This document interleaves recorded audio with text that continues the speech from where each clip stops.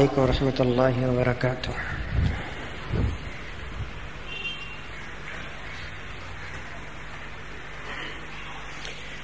الحمد للہ رب العالمین، والصلاة والسلام علی سید المرسلین محمد وعلی آلہ واصحابہ وازواجہ وذریاتہ واہل بیتہ اجمعین، اما بعد، فاعوذ باللہ من الشیطان الرجیم، بسم اللہ الرحمن الرحیم۔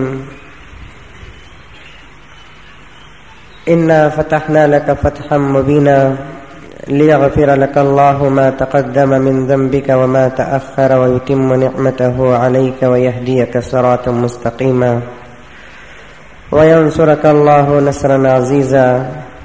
وقال تعالی في مقام آخر: يا أيتها النفس المطمئنة ارجعي إلى ربك راضية مرضية فادخلي في عبادي وادخلي جنتي۔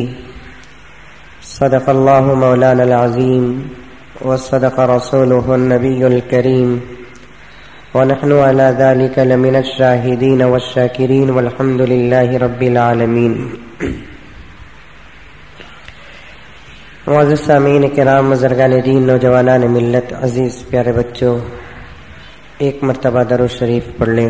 اللہم صلی علی سیدنا نبینا مولانا محمد وعلی آل سیدنا نبینا مولانا محمد وبارک وسلم۔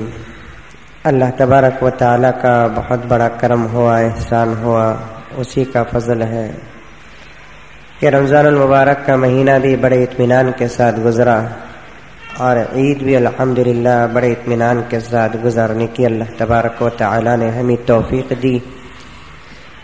کامیاب ہو گئے وہ مسلمان جنہوں نے رمضان المبارک کا حق ادا کیا، روزے رکھے، رمضان المبارک کے راتوں کو عبادت سے سجایا، اور اللہ کے رسول علیہ الصلاۃ والتسلیم نے جس طریقے سے رمضان اور عید کو گزارنے کا موقع، گزارنے کا طریقہ بتایا، اس طریقے سے گزارنے کے توفیق بھی اللہ تبارک و تعالی نے ہمیں دی، اور ہم لوگوں نے اسی طریقے سے گزارا۔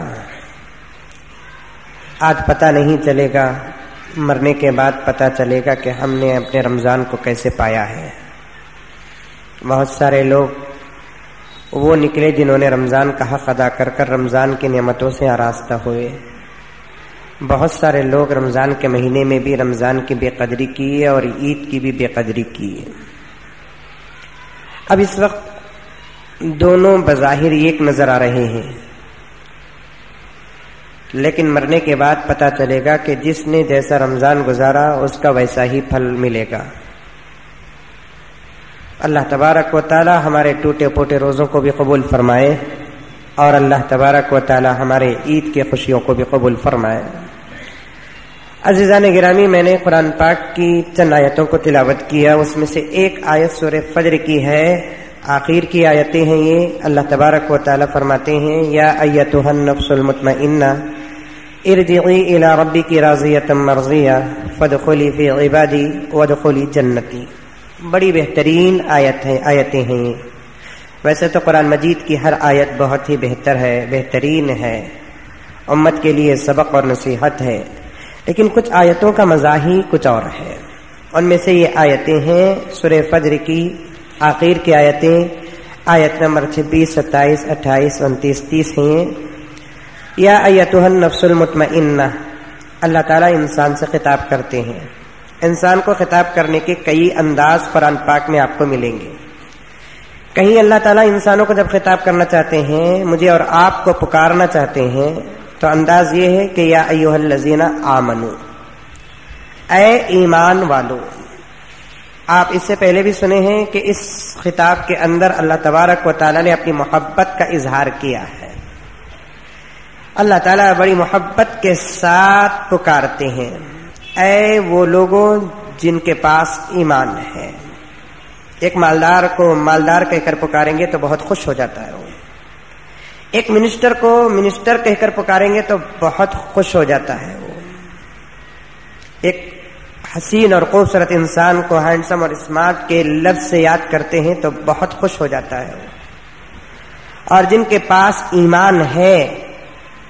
اب اللہ تعالیٰ ان مومنین کو ان کے حقیقی دولت سے اللہ تعالیٰ پکار رہے ہیں اور کہتے ہیں کہ اے وہ لوگوں جن کے پاس ایمان ہے، تو پھر جن کے پاس رائی کے دانے کے برابر بھی ایمان ہے تو ان کو پوچھ کر دیکھیے کہ اللہ تعالیٰ کے اس خطاب میں کیا مزہ ہے.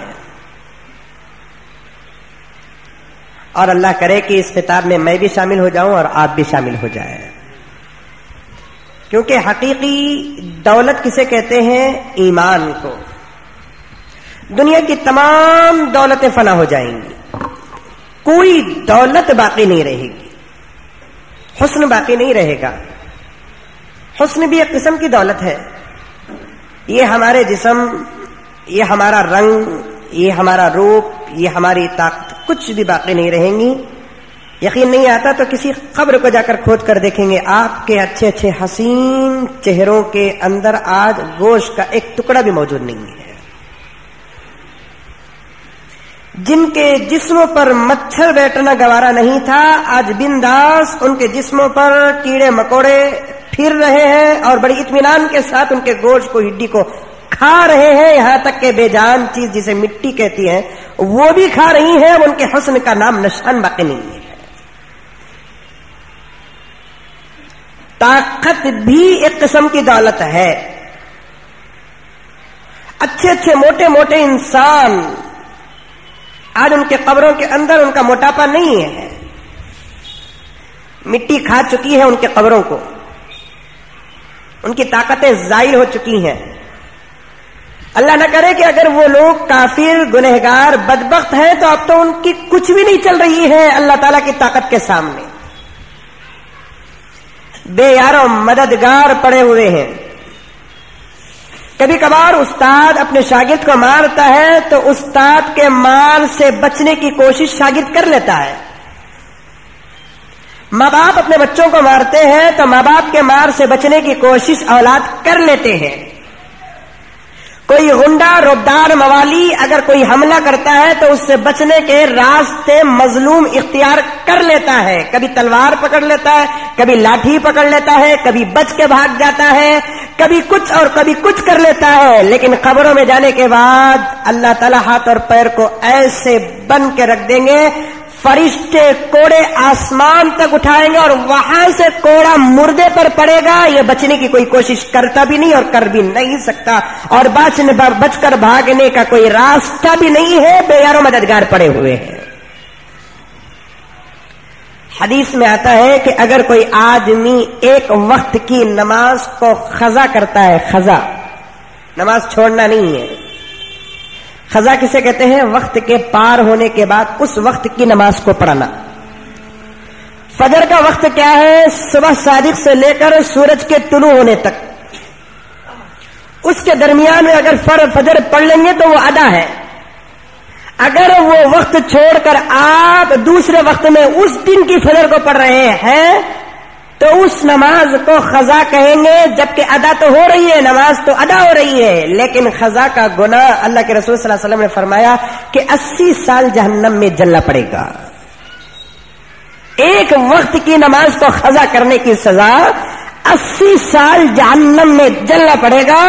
اور قاضی کو قضا کرنے والے کو خبر میں فرشتے ایسے درے ماریں گے، ایسے کوڑے ماریں گے کہ فرشتہ اپنی پوری طاقت کا مظاہرہ کرتے ہوئے جب درے کو اٹھائے گا تو اس کا درہ اور کوڑا آسمان اول کو لگے گا، اور وہاں سے درہ اگر کسی بے نمازی اور نماز کو وقت کو چھوڑ کر پڑھنے والے پر جب پڑتا ہے تو 70 گز زمین کے اندر مردہ دھستا چلا جاتا ہے. اللہ کا خوف ہے، نبی سے محبت ہے، تو اسی وقت ہم عہد کر سکتے ہیں کہ آج کے بعد نماز چھوڑنا تو دور کی بات، نماز قضا بھی نہیں کریں گے. یقین نہیں آتا ہم لوگوں کو.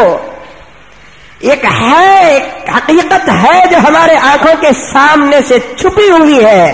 مرنے کے بعد جب اس حقیقت کا سامنا ہوگا تو پھر ہمارے لیے بچنے کا کوئی راستہ نہیں رہے گا.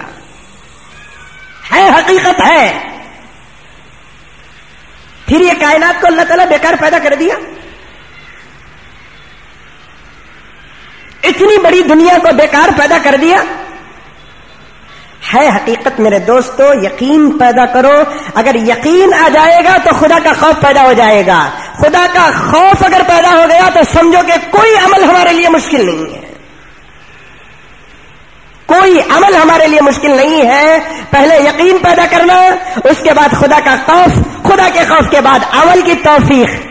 علماء نے ترتیب بتایا کہ ایمان جتنا مضبوط ہوگا یقین اتنا کامل ہوگا، یقین جتنا کامل ہوگا خوف اتنا دل کے اندر آئے گا. جتنا خوف جس مسلمان کے دل کے اندر پیدا ہوتا ہے اتنا عمل کا شوق پیدا ہوتا ہے. ان تین چیزوں کے بعد جس مسلمان کو عمل کی توفیق ملتی ہے اس کا عمل پور ہوتا ہے، خالص ہوتا ہے.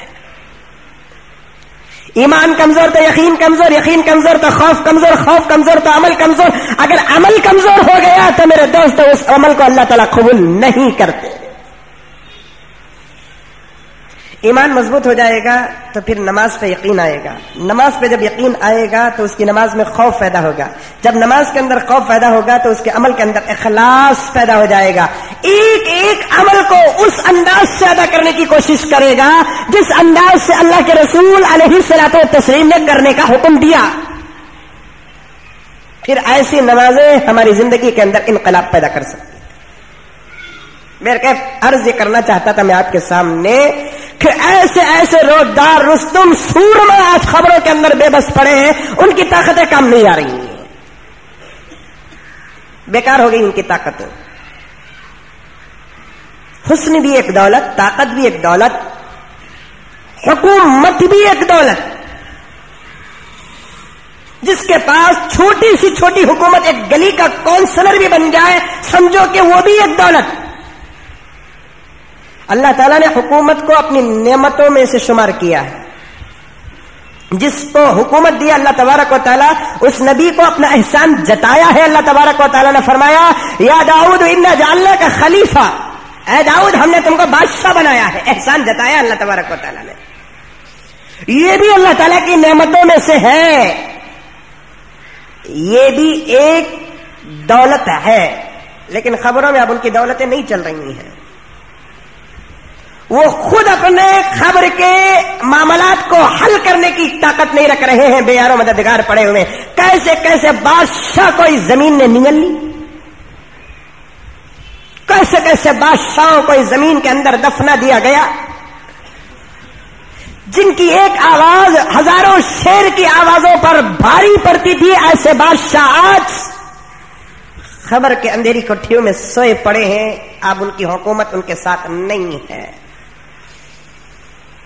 دنیا کے پیدا ہوئے تقریباً انسانی دنیا کے پیدا ہوئے تاریخ کہتی ہے کہ 6000 سال کا عرصہ لگا. 6000 سال کا، 6000 سال سے تقریباً کتنے کروڑوں بادشاہوں کی زندگیاں آئی اور انہوں نے حکومتیں کی، اور ان لوگوں نے حکومت کے دائرے میں، حکومت کے راستے میں کیسی کیسی جنگوں کو فتح کیا. آج جب وہ خبر کے اندر چلے گئے تو ان کی حکومت ڈاواں ڈول ہو گئی. اب ان کا کچھ نہیں چل رہا، ان پر اسی کا چل رہا ہے جس کا ساری دنیا میں چلتا تھا، صرف اسی کا چل رہا ہے.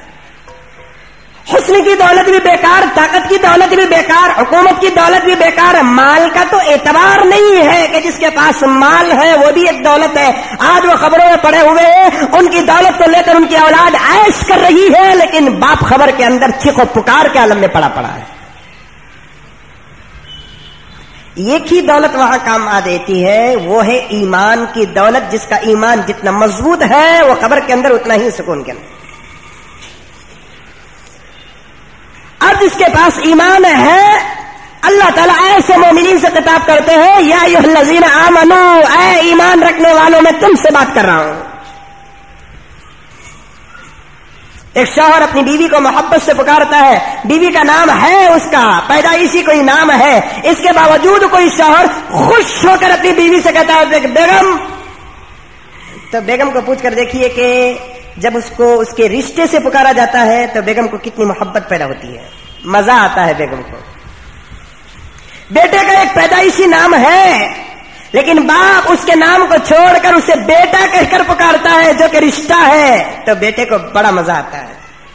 اسی طریقے سے ہمارا بھی ایک نام ہے جو پیدائشی ہے، لیکن اللہ تعالیٰ ہم کو قرآن میں ہمارے نام سے نہیں پکارتا، ہمارے ایمان سے پکارتا ہے۔ یا ایھا الذین آمنو، اے ایمان والو، تو جس کے سینے کے اندر ایمان ہے، رائی کے دانے کے برابر، پہاڑ کے برابر نہیں ہے، پہاڑ کے برابر تو ایمان حضرات انبیاء صحابہ کا تھا، تابعین تبع تابعین کا ایمان پہاڑ کے برابر تھا، اولیاء کا ایمان پہاڑ کے برابر تھا۔ آج اتنا بڑا ایمان شاید کہ کسی ہوگا، اللہ کرے کہ ہم سب کو ایسا عطا کرے، لیکن آج میں آپ کے سامنے ایک چیلنج پیش کر رہا ہوں کہ رائی کے دانے کے برابر کتنا ہوتا ہے؟ رائی کا دانہ اتنا ہوتا ہے، میں جو دکھا رہا ہوں اس سے بھی چھوٹا ہوتا ہے۔ رائی کے دانے کے برابر بھی جس کے سینے کے اندر ایمان کی چیز موجود ہو تو اس خطاب سے اسے اتنا مزہ آتا ہے جس کی کوئی حد نہیں ہے۔ اللہ ہم کو اس خطاب سے پکارے اور بندے کو مزہ نہ آئے تو پھر وہ بندہ نہیں، خدا کا دشمن ہو جاتا ہے۔ کہیں اللہ تعالیٰ یا ایھا الذین آمنو کہتے ہیں انسان کو پکارتے ہوئے، کہیں اللہ تعالیٰ کہتے ہیں یا ایھا الناس، یا ایھا الناس، ناس کہتے ہیں انسان کو، کہیں اللہ تعالیٰ فرماتے ہیں یا ایھا الانسان، کہیں اللہ تعالیٰ فرماتے ہیں کافرون سے کہ قل یا ایھا الکافرون۔ اس آیت میں اللہ تبارک و تعالیٰ عجیب انداز سے پکارے ہیں اور فرما رہے یا ایھا النفس المطمئنہ۔ مفسرین کرام فرماتے ہیں کہ یہ آیت کس سے خطاب کر رہی ہے؟ اللہ تعالیٰ کسے بات کرنا چاہتے ہیں؟ دنیا کے اندر قیامت تک پیدا ہو کر مرنے والے بچے سے اللہ تبارک و تعالیٰ خطاب کر رہے ہیں۔ کس وقت میں خطاب کر رہے ہیں؟ نزا کے وقت میں اللہ تعالیٰ کی یہ آیت انسان سے خطاب کرتی ہے۔ غور کرنا میرے دوستو، بہت گہرائی میں تم کو لے کر جانا چاہتا ہوں میں۔ موت کے وقت یہ آیت کا خطاب ہمارے کانوں میں آ کر پڑے گا۔ موت کے وقت، سکرات کا جب عالم ہوگا، نزا کا جب عالم ہوگا، موت کے قریب انسان پہنچ جائے گا، اس کے ہاتھ، اس کے پیر، اس کی نگاہیں، اس کے کان، اس کی زبان، سب اس کے کنٹرول سے جب باہر ہوتے ہیں تو اس وقت کو نزا کا عالم کہا جاتا ہے۔ 1000 تلوار کے زخم سے زیادہ تکلیف نزا کے وقت ہوتی ہے۔ معمولی بلیڈ سے کٹ گیا تو کتنا درد ہوتا ہے، 1000 تلوار کے زخم کے برابر۔ کہیں اللہ کے رسول نے فرمایا کہ زندی بکری کا چمڑا اگر اکھیڑیں گے تو اسے جتنی تکلیف ہوتی ہے اس سے 70 گنا زیادہ ایک انسان کو موت کے وقت تکلیف ہوتی ہے۔ ہر ایک کی زندگی میں یہ وقت آئے گا، ضرور آئے گا، چاہے چند سیکنڈ کے لیے ہی کیوں نہ ہو۔ ایکسیڈنٹ ہو کر مرنے والا آدمی، گولی کے شوٹ سے مرنے والا آدمی ہی کیوں نہ ہو، کہ موت سے پہلے جو چند لمحے گزرتے ہیں وہ لمحے پر اس کے وقت آتا ہے ضرور۔ اس وقت سے بچ کر وہ موت کے دروازے کو پار کر ہی نہیں سکتا۔ تمام مفسرین کا اس بات پر اتفاق ہے۔ ہاں، کسی کو یہ وقت لمبا ہو جاتا ہے، کسی کو یہ وقت چھوٹا ہو جاتا ہے، لیکن یہ وقت ضرور انسان کی زندگی میں آ کر رہے گا۔ اب اس تکلیف سے بچنا ہے تو آقا نے اس کا علاج بھی بتایا ہے کہ کثرت سے سورہ یاسین کی تلاوت کرو، تکلیف وقت تو آ جائے گا لیکن اس وقت کو اللہ تعالیٰ راحت سے بدل دیں گے۔ پڑھیں گے انشاءاللہ یاسین، روز پڑھنا، صبح کو پڑھنا، شام کو پڑھنا، بار بار پڑھتے رہو اور اپنے آپ میں دم کر لو۔ بعض علماء نے فرمایا کہ یاسین شریف کے اندر 7 جگہ پر مبین آتا ہے، ایک ایک مبین پر پہنچو اور اپنے آپ میں دم کرتے جاؤ، یہ دم کا اثر موت کے وقت کام آئے گا۔ ہمیں کیا بولے تو خود کو دم کرتے نہیں، دوسروں کے پاس جا کر دم کر لیتے ہم لوگ۔ خود کے دم میں کچھ اور فرق، دوسروں کے دم میں۔ مولوی صاحبوں کا دم پڑھ کر پھونکنا، ان کا خود کا دم کیا ہوتا ہے؟ سگریٹ کا دم۔ خود کا بھی ایک دم ہوتا ہے، خود پڑھو خود پھونک لو۔ 7 جگہ پر مبین آئے گا، پڑھ کر پھونک لو۔ اب کوئی اثر معلوم نہیں ہوگا آپ کو، لیکن اثر کب معلوم ہوگا؟ نزا کے وقت میں تمہارے ہی دم کا اثر معلوم ہوگا۔ جب سکرات کی سختی اس کے جسم کے اندر حلول کرے گی، داخل ہوگی، تو یاسین اندر سے پکارے گا کہ میرے اندر داخل ہو نہیں سکتی تو، اس لیے کہ اس نے اپنی زندگی میں پڑھ پڑھ کر اپنے آپ کی حفاظت کا انتظام کر لیا ہے۔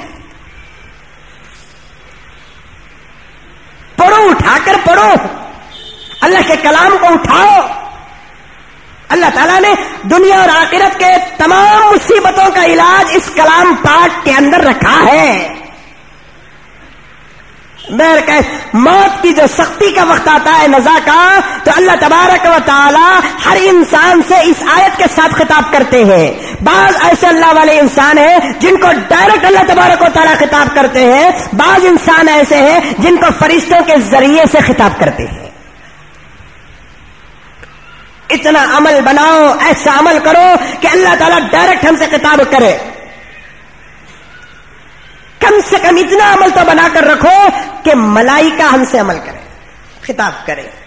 حدیث میں آتا ہے کہ جب انسان کے موت کا وقت قریب آتا ہے، وہ اگر اچھا ہے تو فرشتوں کی ایک جماعت سیدھے جانب سے آسمان سے اترتی ہے اس کی روح کو لینے کے لیے. اللہ کے رسول نے مثال بھی بتائی ہے کہ جیسے کوئی شوہر اپنی بیوی کو لینے کے لیے بارات لے کر آتا ہے اور بڑے عزت اور اکرام کے ساتھ، خوشی اور مسرت کے ساتھ دلہن کو ساتھ لے کر جاتا ہے، اللہ والوں کی روح کو لینے کے لیے اللہ تعالیٰ فرشتوں کی ایک جماعت کو بھیجتے ہیں کہ جاؤ میرے بندے کی روح کو پھر عزت کے ساتھ لے کر آؤ. سیدھے جانب سے رہے گا، وہ فرشتوں کی جماعت سیدھے جانب سے آئے گی، ایسے ادھر سے. اسی لیے جب کوئی آدمی موت کے قریب ہو جاتا ہے تو اسے سلانے کا طریقہ بھی شریعت نے کیا بتایا کہ اس کے پیر قبلے طرف کر دو، اس کا چہرہ بھی قبلے کی طرف کر دو، ممکن ہو تو اس کا چہرہ قبلے کی طرف کرنے کی کوشش کرو. اب فرشتے دور سے آتے ہیں. حضرت قاری طیب صاحب رحمۃ اللہ علیہ اپنے خطبات میں لکھتے ہیں کہ دور سے وہ فرشتے چھوٹے چھوٹے چراغ کی شکل میں آتے ہیں. قریب جیسے جیسے ہوتے ہیں تو وہ خوبصورت شکلیں اختیار کر لیتی ہیں. اتنے حسین اور جمیل فرشتے تو ہیں، اتنے حسین جمیل، ان کو بولنے کی ضرورت نہیں ہے، پھر بھی حدیث نے اس کی وضاحت کی ہے کہ خوبصورت شکل میں آئیں گے، اپنے قیمتی لباس میں آئیں گے اور ایک بہت بڑا سرپوش لے کر آئیں گے، ٹٹا لے کر آئیں گے، گہوارہ لے کر آئیں گے. جسم کو اٹھانے کا جنازہ مسجد میں تیار کیا جاتا ہے، روح کو اٹھانے کا جنازہ جنت سے لایا جاتا ہے. مر گئے تو تختہ کہاں سے لاتے؟ مسجد سے لے کر آتے. یہ جسم کے سوارنے کا انتظام ہے. روح کو جب اللہ تبارک و تعالیٰ منگاتے ہیں تو ایسا ویسا نہیں منگاتے. اس کا تختہ، اس کے پلنگ، اس کے کفن اور اس کے لباس کا انتظام جنت سے کرتے ہیں. محلے کے اندر کوئی مر گیا، اس کے جسم کے جنازے کی شرکت کے لیے محلے کے انسان جمع ہوتے ہیں. روح کا جب نکلنے کا وقت آتا ہے تو اس کی شرکت کے لیے ملائکہ کا انتظام ہوتا ہے. اب ملائکہ دور سے وہ بندہ دیکھتا ہے، اسی لیے بعض مرنے والوں کی نگاہیں کو دیکھیں گے آپ اوپر چڑھ جاتی ہیں، ہے نہیں؟ اوپر چڑھ جاتی ہیں، لیفٹ اینڈ رائٹ نہیں دیکھتے.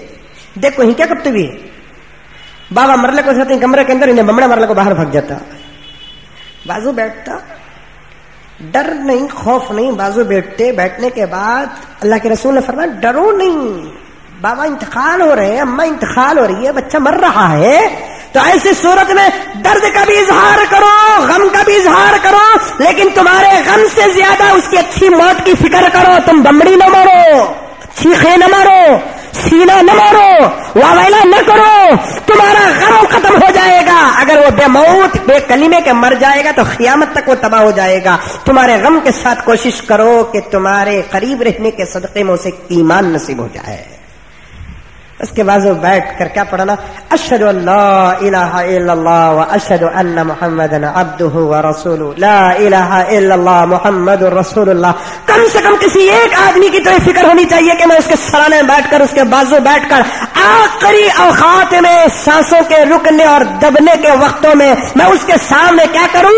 تشہد کلمہ طیبہ پڑھتا رہوں تاکہ وہ میرے کلمے کو سن کر کلمہ پڑھ جائے، اور جس کے زبان سے کلمہ نکل گیا سمجھو کہ اس کی موت آسانی سے نکل گئی. فرشتے دور سے آتے ہیں، دور جب رہتے ہیں چھوٹے چھوٹے چراغ نظر آتے ہیں، قریب جب آتے ہیں تو خوبصورت شکلیں اختیار کر لیتی ہیں. آ کر وہ فرشتے میت کے سامنے کھڑے ہو جاتے ہیں اور فرماتے ہیں اے اطمینان والی نفس، یا ایتھا النفس المطمئنہ، اے اطمینان والی، سکون والی، اللہ کو راضی کرنے والی نفس، نکل جا اس جسم سے، تو نے اپنے روح کے ذریعے سے اس جسم کو بھی پاک بنا دیا۔ اخرجی الی روح و ریحان، تو نکلی تھی عرش سے، اب عرش کی طرف چلے جا، جنت سے نکلی تھی، جنت کی طرف چلے جا۔ اخرجی الی رب غیر غضبان، اس پاک پروردگار کی طرف لوٹ کر چل جسے جلد غصہ نہیں آیا۔ الفاظ دیکھیے، اللہ کی تعریف فرشتے کیا کر رہے ہیں؟ اے روح تو نکل جا اس جسم سے، جنت کی طرف، عرش کی طرف چلا جا، اور اس پاک پروردگار کی طرف چلے جا جسے کبھی جلد غصہ نہیں آتا۔ اخرجی الی رب غیر غضبان، اس پاک پروردگار کی طرف چلے جا جسے جلد غصہ نہیں آتا۔ اور حقیقت ہے کہ خدا کی قسم، خدا کو جلد غصہ نہیں آتا میرے دوستو۔ اگر خدا کو ہمارے گناہوں کی وجہ سے غصہ آ جاتا فوراً، اور وہ پاک پروردگار فوراً سزا دینے میں آ جاتے، آج آپ نہ ہوتے، میں نہ ہوتا۔ اس کی رحمت بہت بڑی ہے۔ بندہ نیکی کرتا ہے تو اتنا خوش ہوتا ہے کہ فرشتوں کے لکھنے سے پہلے اللہ فرماتے ہیں لکھو، اس کی نیکی کو لکھو۔ جب بندہ گناہ کرتا ہے تو فرشتے لکھنا چاہتے ہیں تو اللہ فرماتے ہیں کہ کھڑو، میرا بندہ ہے، شیطان کی شیطانیت میں آ کر گناہ کر لیا ہے، انتظار کرو توبہ کرنے کا، توبہ کر لیا تو تم کو لکھنے کی ضرورت نہیں ہے، اگر توبہ نہیں کیا تو لکھ لینا۔ غصہ نہیں کرتے اللہ تعالیٰ جلدی ہے بندوں کے گناہوں پر۔ بیوی کوئی غلطی کرتی ہے، شوہر کو غصہ فوراً آ جاتا ہے۔ بچے کوئی غلطی کرتے ہیں، ماں باپ کو غصہ جلدی آ جاتا ہے۔ شاگرد کوئی غلطی کرتا ہے تو استاد کو جلدی غصہ آ جاتا ہے۔ لیکن خدا کی قسم، اس پاک ذات کی قسم جس کے قبضے میں کائنات کا ذرہ ذرہ ہے، بندہ غلطی کرتا ہے اللہ تعالیٰ کو غصہ نہیں آتا۔ وہ بھی غلطی کیسے موقع پر کرتے ہیں، اچھے موقع پر کرتے ہیں، خدا کے خوش ہونے کے موقع پر کرتے ہیں، غلطیوں پر غلطی کرتے ہیں۔ عید گزری نہ ہماری، عبادت کی عید گزری ہماری، ریاضت کی عید گزری ہماری، تقوی کی عید گزری ہماری، پرہیزگاری کی عید گزری ہماری، خدا کو خوش کرنے والی عید گزری ہماری۔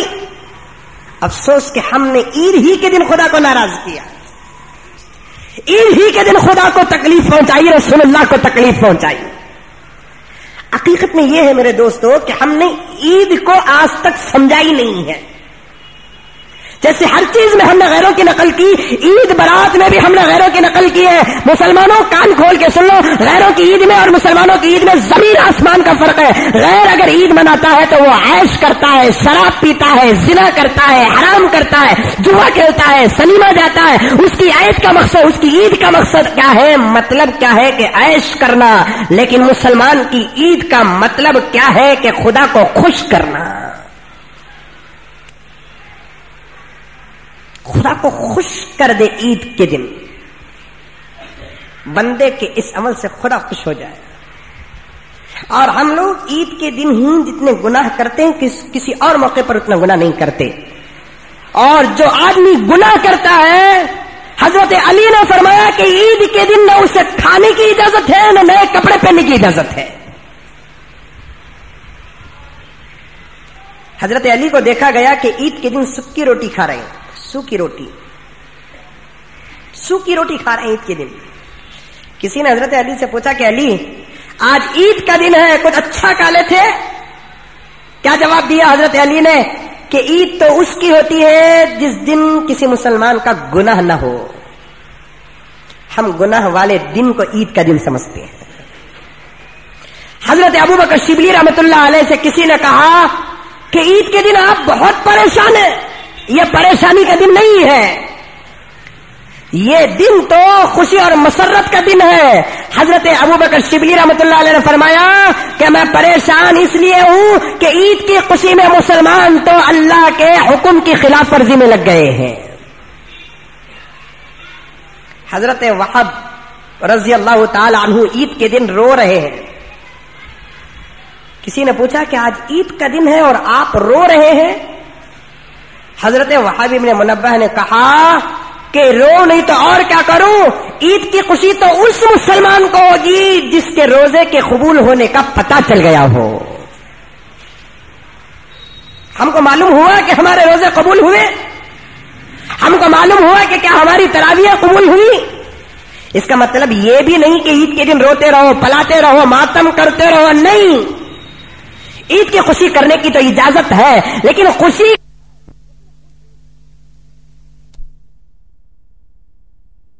کرنے. حضرت شیخ عبد القادر جیلانی رحمۃ اللہ علیہ نے کتنی اچھی نصیحتیں کی. فرمایا کہ لیس العید لمن شرب واکل, عید تو اس کی نہیں جو اچھا کھاتا ہے, اچھا پیتا ہے. اچھا کھانا, اچھا پینا اگر عید کا نام ہوتا, خدا کی قسم میرے آقا کا دسترخوان عید کے دن سب سے بہتر دسترخوان ہوتا, صحابہ کا دسترخوان سب سے بہترین ہوتا. کھانے اور پینے کا نام عید نہیں ہے, اور عزت بھی اچھے کھانے کا نام نہیں ہے کہ ہمارے گھر میں عید کے دن یہ بنا, یہ بنا, یہ میٹھا, وہ میٹھا, یہ قورمہ, وہ قورمہ. کھانے کا نام عید نہیں میرے دوستو. شیخ عبد القادر جیلانی رحمۃ اللہ علیہ نے بتایا کہ لیس العید لمن شرب واکل, اچھا کھانا, اچھا پینا عید نہیں ہے. اور حقیقت بھی یہی ہے کہ اچھا کھانا اور اچھا پینا یہ عزت کی بات بھی نہیں ہے. حضرات صحابہ کی زندگی کا کھانا کیا تھا, حضور کی زندگی کا کھانا کیا تھا, اولیاء کی زندگی کا کھانا کیا تھا. خود میرے آقا جناب محمد رسول اللہ صلی اللہ علیہ وسلم کی زندگی کے فاقوں کو اگر یاد کر لیتے تو پھر میرے دوستو ہماری زندگی سے کبھی گناہ نہیں ہوتا. لیکن افسوس کہ آج ہم لوگ اچھا کھائے, بہت کم مسلمان ایسے ہوں گے جو عید کے دن کھائے تو اچھا ہے لیکن سنت کو سامنے رکھ کر نہیں کھائے ہوں گے. عید کے دن دیکھا میں کہ دو نوجوان ایک دکان میں کھڑے ہو کر پیپسی کے باٹل کو ایسا کر کے پچکاری مار رہے ہیں ایک دوسرے. پیپسی پینا, شربت پینا, پانی پینا یہ اچھا کام ہے, لیکن اس کے پینے کا طریقہ نہیں مسلمان کو عید کے دن کا دیکھو, مسلمان کا گناہ دیکھو. جیسے دو شرابی مل کر شراب کے باٹلوں کا فوارہ ایک دوسرے کو اڑاتے ہیں, دو مسلمان عید کے دن پیپسی کا فوارہ اڑا رہے ہیں. شیخ عبد القادر جیلانی رحمۃ اللہ علیہ نے اسی کو بتایا کہ لیس العید لمن شرب واکل, اچھا کھانا, اچھا پینا عید نہیں ہے. میرے آقا کا دسترخوان کیا, صحابہ کا دسترخوان کیا, تابعین و تبع تابعین کا دسترخوان کیا. حقیقت ہے کہ اچھا کھانا, اچھا پینا خود عزت کی چیز نہیں ہے. میں خدا کی قسم کھا کر کہتا ہوں کہ فاقہ جس کی زندگی کے اندر چل رہا ہے وہی بڑا عزت والا ہے.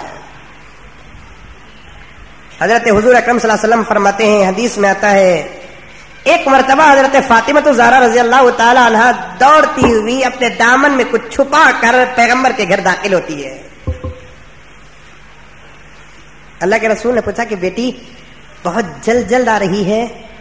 فوراً وہی نصیحت کرتے ہیں کہ بیٹی چلنے میں درمیانی پن اختیار کر. چلنے کا طریقہ بھی بتایا نہیں اللہ کے رسول صلی اللہ علیہ وسلم. وقصد فی مشیک وغضض من صوتک ان انکر الاصوات لصوت الحمیر. معرف القرآن کے اندر آپ کھول کر دیکھ سکتے ہیں. میں خود پڑھ کر تعجب ہو گیا کہ بہت سارے نوجوانوں کو گاڑی اسپیڈ چلانے کی عادت ہے.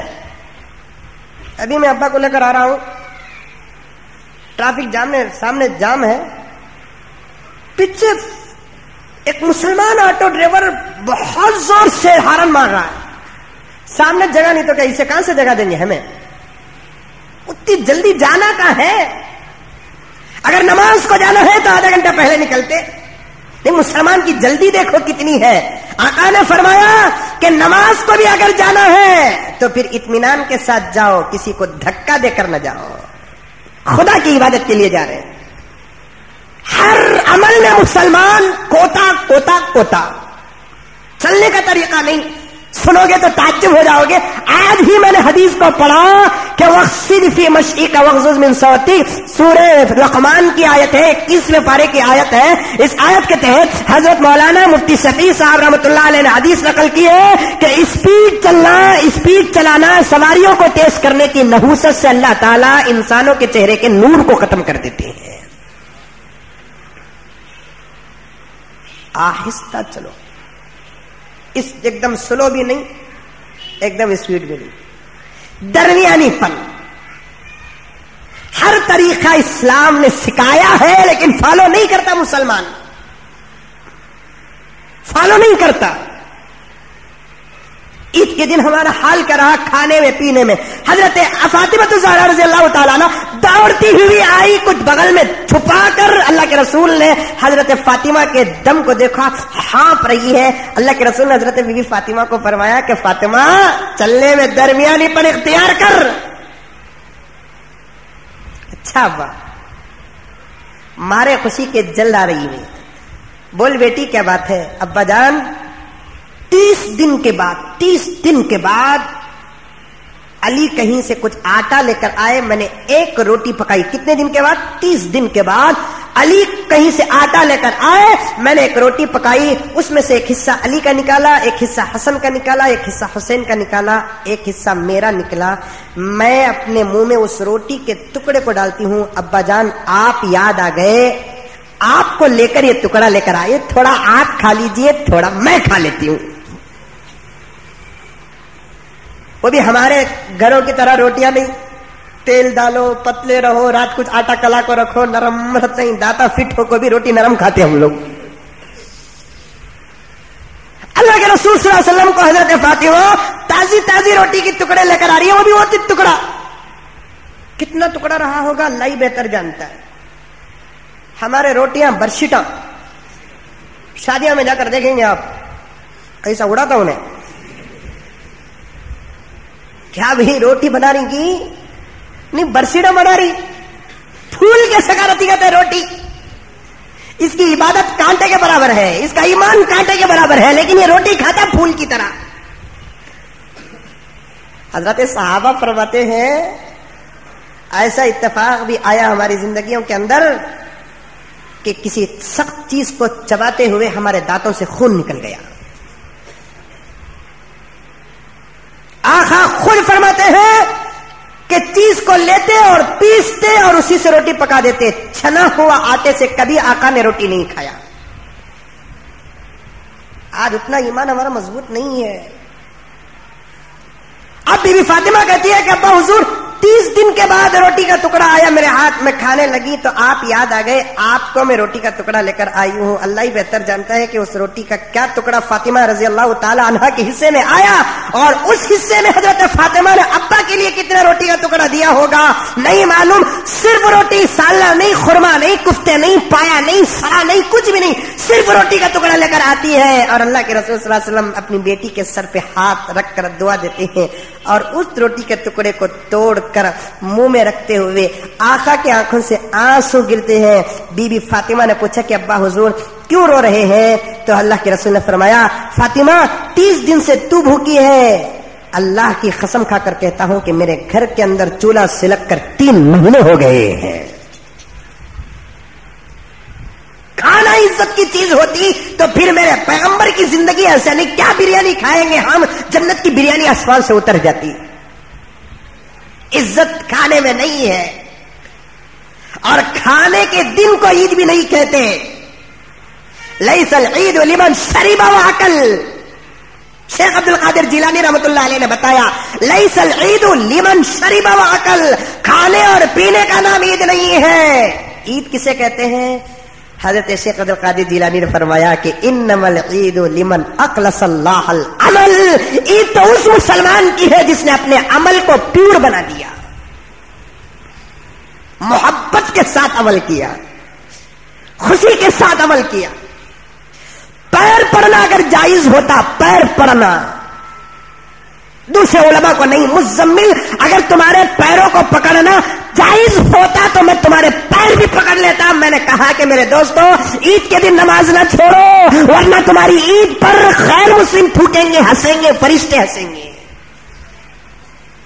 میں نے ہاتھ بھی جوڑا, ریکویسٹ بھی کیا میں نے کہ بھائی میرے کہ عید کے دن نماز نہ چھوڑ. چھوڑا مسلمان, اسے عید نہیں ہے وہ. میں نے کہا کہ عید کے دن داڑھی نہ منایا مسلمان, لیکن اللہ کی رحمت ہمیشہ مسلمان کے ساتھ ہے. بچ گئے ہم لوگ, ورنہ اللہ کے ایک ہلکے سے عذاب کا مقابلہ کرنے کی طاقت دنیا کے کسی سپر پاور ملک کے پاس بھی نہیں ہے. میں نے کہا کہ بھائی اپنی عورتوں کو باہر نہ بھیجو, بھیجے مسلمان. समझाए, भाई अपने घरों में टीवियां ऑन न करो। अरे मुसलमान मस्जिद मरसिया पढ़ रहे हैं, सफे मातम कर रही है, आवाज अजानों की आवाज बेकार हो रही है, मौजम साहब बुला रहे हैं, आओ आज ईद का दिन है, आओ नमाज के लिए, आओ नमाज के लिए। लेकिन अफसोस कि आम मुसलमान मोहल्ले का दूर की बात, खुद मैं जिम्मेदारों को पूछ कर देखूं, जो बेंगलुरु के 125 मस्जिदें हैं, 125 सदरें हैं, 125 सेक्रेटरियां हैं और मिंबर तो बेहिसाब होते हैं, उन तमाम मिंबरों को पूछ कर देखूं कि मोहल्ले का आम इंसान तो हय्या अलल सलाह की कदर करना दूर की बात, हय्या अलल फलाह की कदर करना दूर की बात, अल्लाहु अकबर की कदर करना दूर की बात, अशहदु अल्ला इलाहा इल्लल्लाह, अशहदु अन्ना मुहम्मद रसूलुल्लाह की कदर करना दूर की बात। तुम ही तो थे मस्जिदों के जिम्मेदार, जो चंदा लेने के लिए तरावियों को कुर्बान किया, जो चंदा लेने के लिए इबादतों को कुर्बान किया, जो रमजान का चंदा वसूल करने के लिए कुरान को ठुकरा दिया। तुम तो सूरमा बनकर मस्जिदों के अंदर तुम बड़े बन रहे थे, ईद के दिन तुम खुद मस्जिदों में गैर हाजिर रहे। क्या तुम्हारी जिम्मेदारी से मस्जिदें सुधरेंगी और मोहल्ले कामयाब होंगे? मैंने 100 मरतबा कहा मेरे दोस्तों कि बड़ों का असर छोटों पर पड़ता है। नहीं, मौजूद साहब ईद के दिन भी कहे हय्या अलस सलाह, आओ नमाज की तरफ, आज ईद का दिन है, अल्लाह ताला खुश है, मग़फ़िरत दिए, आओ नमाज की तरफ। जिनके कानों में आवाज पड़ी वो भी नहीं आए, जिनको तौफीक दिए तो उनके ऊपर तो कोई एतराज नहीं है। हम तो उस जानवर, उस कुत्ते, उस बिल्ली, उस कौवे, उस चिड़िया से भी बदतर हो गए कि वो भी सुने आवाज मस्जिद को नहीं आए, हम भी सुने आवाज मस्जिद को नहीं आए। अफसोस। हजरत शेख अब्दुल कादिर जिलानी ने यही फरमाया ना, लैसल ईद लिमन शरीबा व अकल, इन्नमल ईद लिमन अखलसल्लाहुल अमल। ईद खाने और पीने का नाम नहीं, ईद तो अल्लाह ताला के दरबार में सही और प्यूर इबादत को पेश करने का नाम। फिर हजरत शेख अब्दुल कादिर जिलानी ने फरमाया, लैसल ईद लिमन लबिसल जदीद। अच्छे कपड़े पहनने का नाम ईद नहीं है। अच्छे कपड़े पहनने का नाम क्या पहने हम लोग? अच्छे अच्छे नवे कपड़े पहने। एक मस्जिद को गया ईद के दिन, असर की नमाज को, अल्लाह हिफाजत फरमाए, मैं तो नमाज दोहरा लिया। इस साल की ईद की बात बोल रहा हूं मैं, नमाज दोहरा लिया। क्यों? इसलिए कि उनकी प्यांट इतनी छोटी थी। मैंने नमाज के बाद उनके हाथ पकड़कर कहा कि भाई फौरन जाओ, मगरिब में ये लिबास पहनकर नहीं आना, आप आएंगे तो न मालूम कि आपका ईमान आपके लिबास से पहले उतर जाएगा। पीछे का हिस्सा तकरीबन आधा दिख रहा है। अब नमाज है, बड़ी मुश्किल से हम लोग अपने निगाहों पे कंट्रोल रखते हैं, पीले पुष्ले निगाह उठ जाती है। जब निगाह पड़ी सामने की सफ पर, दूर पर निगाह नहीं पड़ी, सामने की सफर पड़ती है तो पीछे का आधा हिस्सा नजर आ रहा है। ला हौल वला कुव्वता इल्ला बिल्लाह। नए कपड़े पहना भी तो इतने फरतूत कपड़े पहना मुसलमान, इतने गंदे, इतने गए गुजरे कपड़े पहना। अल्लाह हिफाजत फरमाए। शेख अब्दुल कादिर जिलानी रहमतुल्लाह अलैह ने फरमाया, लैसल ईद लिमन लबिसल जदीद। नए कपड़े पहनने का नाम ईद नहीं है, इन्नमल ईद लिमन खाफल वईद।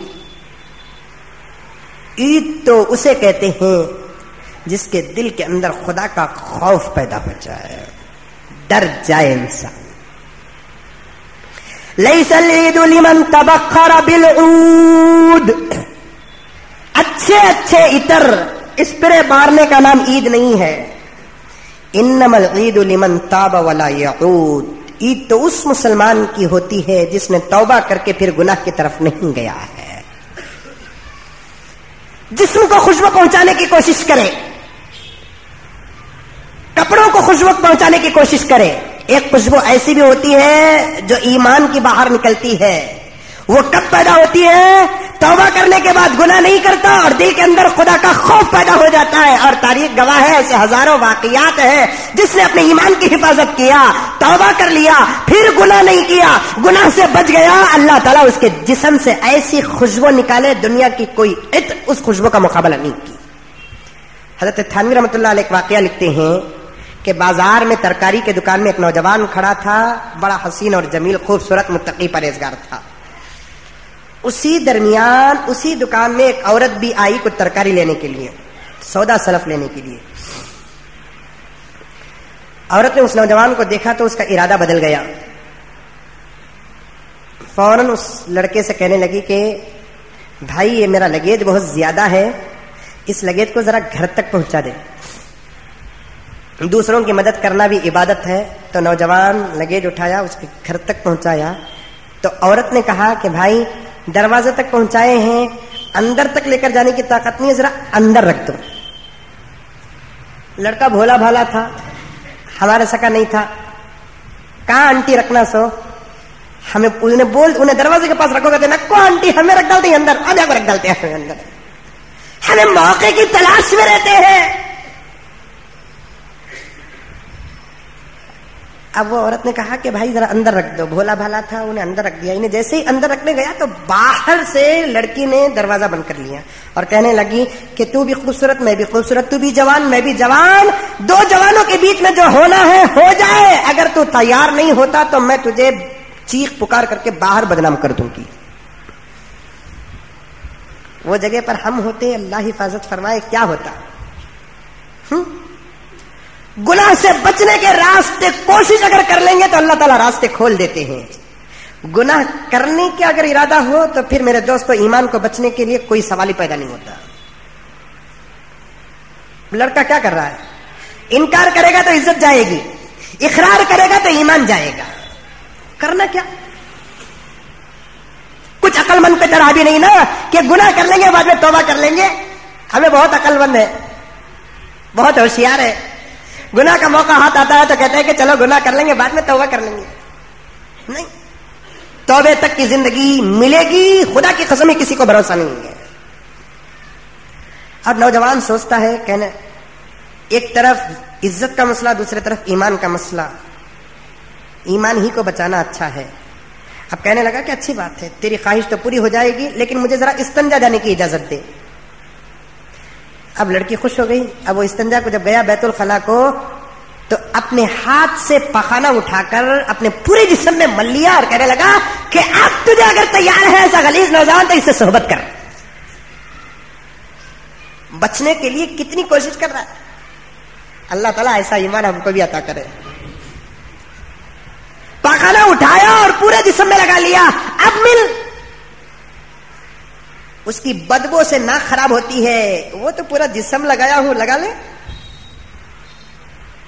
لگا لے، سینے سے لگا لے، باہوں میں ہاتھ ڈال لے، پیارو محبت کر لے. تو کیا مجھے بلا رہی تھی؟ اس وقت میں تجھے بلا رہا ہوں.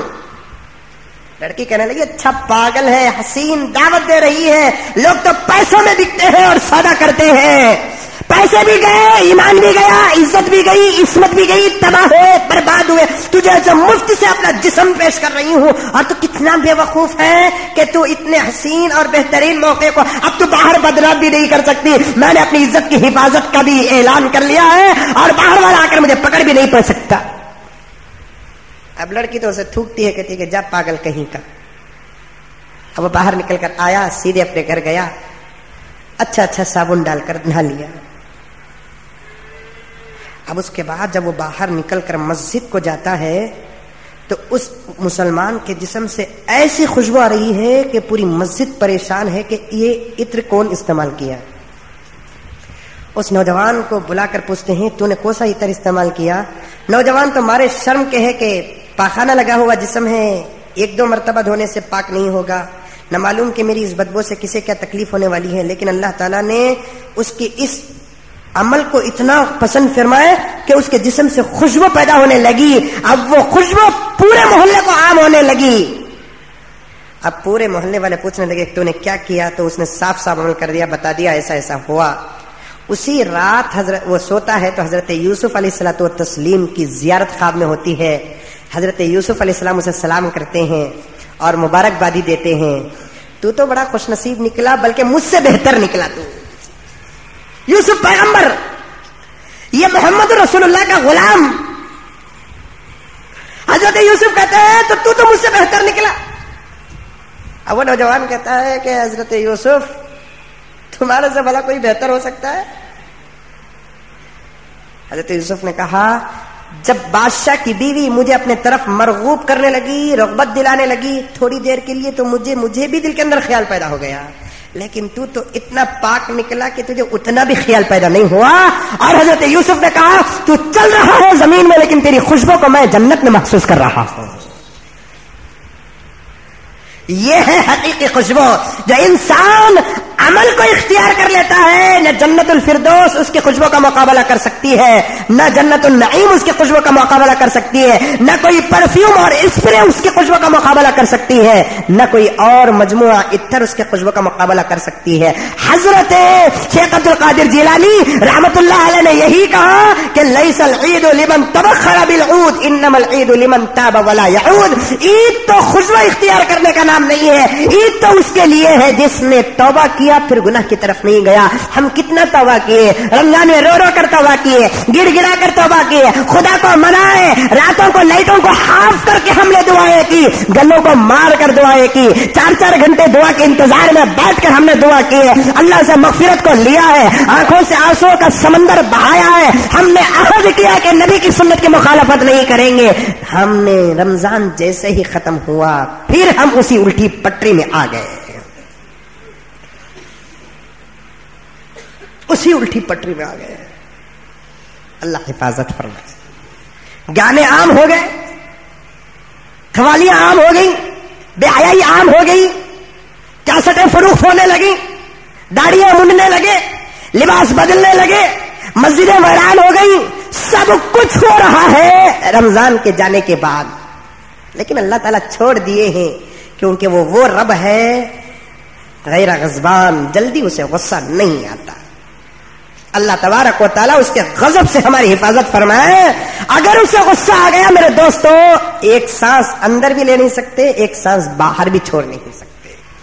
بدل دو اپنی زندگیوں کو. آج دنیا کے اندر جتنے بھی فتنے ہو رہے ہیں، ہمارے بزرگوں کی زبانی تمہارے سامنے پیش کر رہا ہوں، ہمارے اعمال کا نتیجہ ہے. پھر بھی اللہ کا کرم ہے کہ اللہ تعالیٰ عزت دے رہے ہیں، ہم کو عزت دے رہے ہیں ہم کو، لیکن ہمارے اعمال کا نتیجہ ہے. اللہ کی طرف سے کچھ بھی نہیں، ہمارے اعمال کا نتیجہ ہے. محلوں میں فساد ہمارے اعمال کا نتیجہ، ایمان کی خرابی ہمارے اعمال کا نتیجہ. اب نہ معلوم کہ ہمارے عمل کی وجہ سے بابری مسجد کا کیا فیصلہ ہونے والا ہے. ابھی سے دعاؤں میں لگ جائے ہم لوگ، کیونکہ خدا کے گھر کا فیصلہ کرنے والی حکومت آج تک بنی نہیں ہے. ہم سپریم کورٹ کے فیصلے کا یا ہائی کورٹ کے فیصلے کا انتظار نہ کریں 24 تاریخ کو، ہم خدا کے فیصلے کا انتظار کریں. اب اللہ تعالیٰ بابری مسجد کا کیا فیصلہ کرنے والے ہیں، مسلمان کو اس کا انتظار ہونا چاہیے. اب اللہ تعالیٰ جو بھی کریں گے وہ اچھا ہی کریں گے کہ نہیں کریں گے. اب میں آپ سے ایک سوال کروں میرے دوستوں، مسجد کا درجہ خدا کے پاس بڑا ہے یا کسی کے ایمان کا درجہ بڑا ہے؟ نہیں، ایک مسلمان کے ایمان کا درجہ بڑا ہے. وہ کیسے بتائیں گے؟ پوچھیں گے آپ. بابری مسجد شہید ہوئی، مسلمانوں کو غصہ آیا. دنیا کے اندر ایسے حالات آتے رہتے ہیں، لیکن مسلمانوں کا نہ اس سے پہلے بگڑا ہے اور خدا کی ذات سے امید ہے کہ نہ آئندہ بگڑے گا، کیونکہ ہمیشہ اللہ تعالیٰ مسلمانوں کے ساتھ ہے. لیکن بابری مسجد کو توڑنے والا خود آج اس وقت ہندوستان کے پکے مسلمانوں میں سے ایک ہے،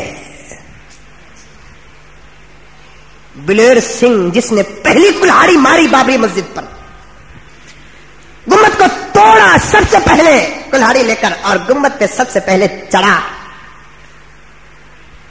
اللہ تعالیٰ اس کے دل کو بدل دیا. آج وہ 150 مسجدوں کا ٹارگٹ بنا کر تعمیری کام میں لگ چکا ہے، تقریباً 50 مسجدیں اپنے ہاتھوں سے تیار کر چکا ہے. اللہ تعالیٰ نے ایک نظام بنایا ہے، اس کی قدرت کو، اس کی مصلحت کو سمجھنے کی ہمارے پاس کوئی طاقت نہیں ہے. پہلی کلہاڑی مارنے والا بلیر سنگھ، آج اس کا نام محمد عمر ہے. عمر دنیا کے اندر جو بھی بڑا ظالم بنا، اللہ تعالیٰ اسے ہدایت دیا تو اس کا نام عمر رکھا، اور اس نے بھی پہلی کلہاڑی ماری. وہ خود کہتا ہے کہ ایک بابری مسجد پر جب میں حملہ کیا تو اللہ تعالیٰ نے مجھے یہ سزا دی کہ میں گھر کے اندر رہ کر پاگل ہو گیا. میرے پاگل پن کی انتہا یہاں تک پہنچی کہ میں اپنے ہاتھوں سے میری ماں کی عزت لوٹنا چاہتا تھا. مسلمانوں صبر کرو، صبر، ایمان کی حفاظت کرو اور عمل کے میدان میں کود جاؤ. تم کو کوئی کام کرنا نہیں ہے، تمہارے طرف سے خدا کام کر دیں گے. مسجدوں کو تمہارے پاس بچانے کی طاقت نہیں ہے، مسجدوں کو آباد کرنے کی طاقت ہے، آباد کرو. بچانے کی طاقت اللہ کے پاس ہے. قرآن کو پڑھنے کی طاقت تمہارے پاس ہے، قرآن پڑھو. قرآن کی بچانے کی طاقت اللہ کے پاس ہے، اللہ تعالیٰ بچائیں گے. بس ہمارا جو کام ہے ہم اگر وہ پورا کریں گے تو ہمارا کام اللہ کریں گے. اللہ تعالیٰ نے حضرت موسیٰ سے کہا کہ موسیٰ میری خواہش پر تم سر جھکا دو، تمہاری خواہشوں کو میں پورا کروں گا. اب اللہ تعالیٰ نے اس کی عقل کو پہلے خراب کیا. تو میرے گھر کو خراب کیا، میں تیرے عقل کو خراب کرتا ہوں. تو میری گھر کی عزت پر حملہ کیا، آج تیرے ہاتھوں سے تیری ماں کی عزت محفوظ نہیں ہوگی. اللہ تعالیٰ نے دماغ اتنا خراب کیا کہ وہ اپنے ہاتھوں سے اپنی ماں کی عزت لوٹنا چاہتا تھا.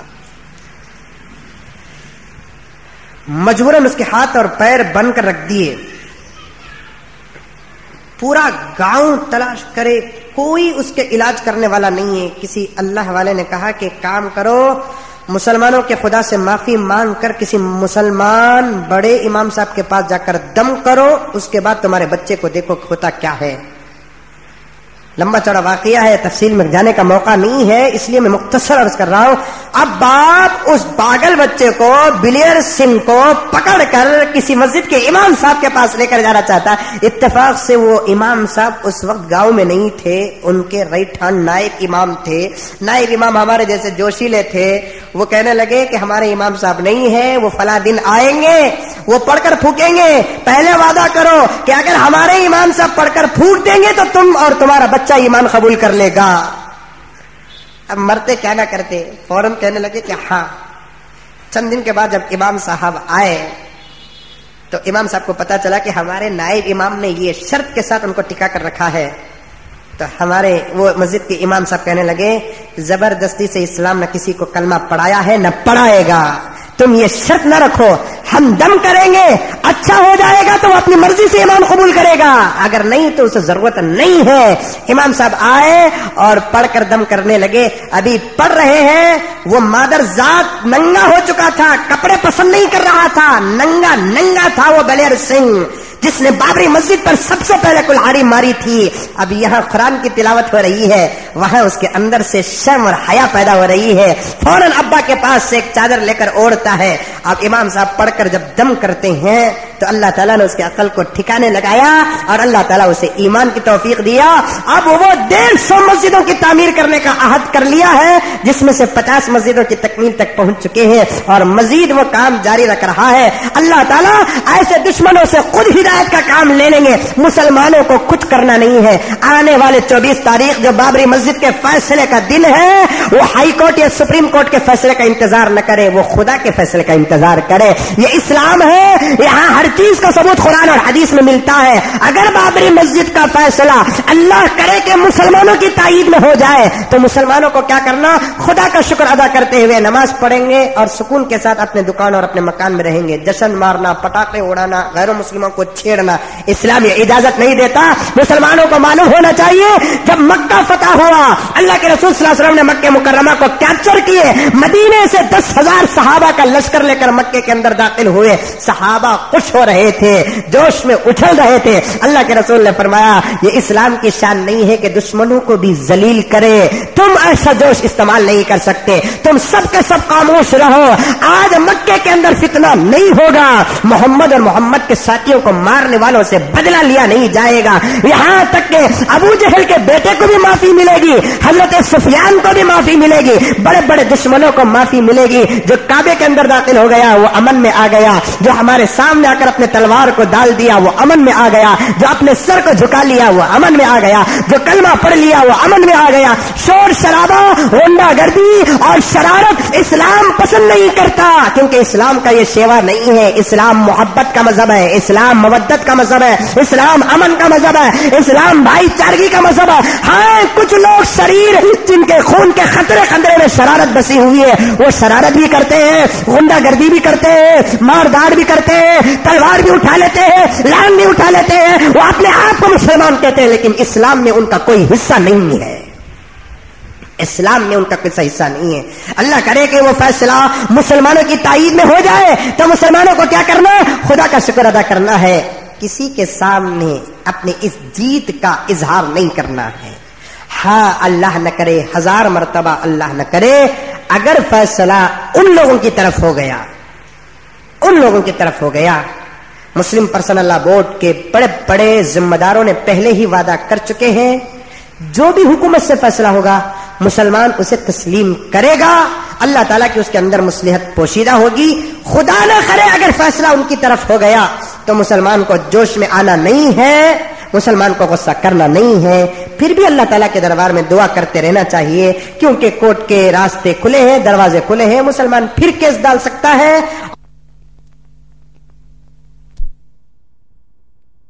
تو تسلیم تو ضرور آنا ہے. پھر یہ مسجد ان 2 بزرگوں کے ہاتھ سے بچ کر کہیں نہیں جائے گی. پھر وہاں اذان ہوگی، پھر وہاں امامت ہوگی.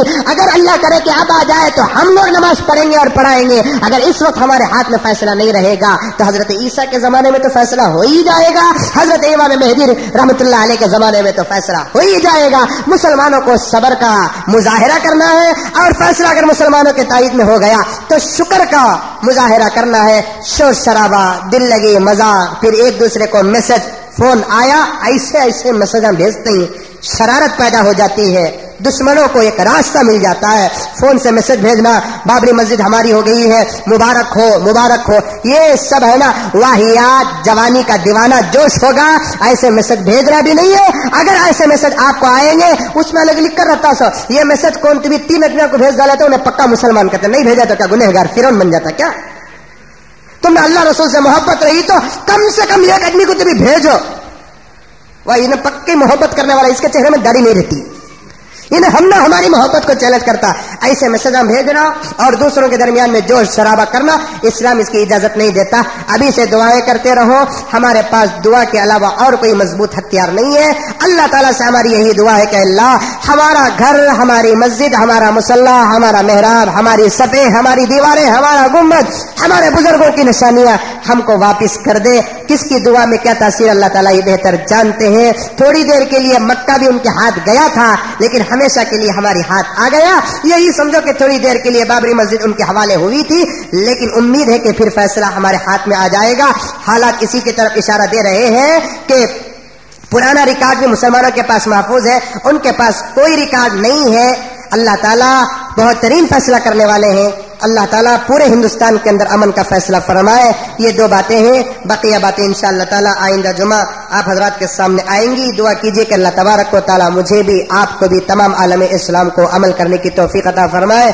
آخر میں حسب معمول ہماری مسجد کے چندے کے متعلق آپ تمام حضرات سے گزارش ہے کہ میرے دوستو، مسجد کا کام اور خریدی کا مسئلہ سامنے آپ کے موجود ہے. زیادہ سے زیادہ ہماری مسجد کے لیے تعاون کریں. اللہ تعالیٰ آپ کے دینے کو قبول فرمائے، ایک ایک پیسے کا اجر دنیا اور آخرت میں عطا فرمائے. آمین ثم آمین. واخر دعوانا ان الحمد للہ رب العالمین.